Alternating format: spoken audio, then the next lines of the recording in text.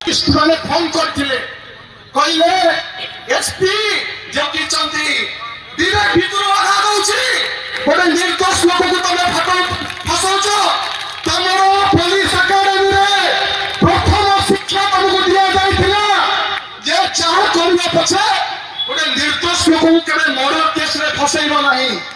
तमे गोटे निर्दोष लोक को मर्डर केस रे फसैछ आज मुझसे सब को कोई रखा चाहे जे এই जो चोर चालानी चली जो चोरी चालान चली से भाग पाउच टंका रोजगार करुच बोली गोटे निर्दोष लोक को फसैच तुम पिला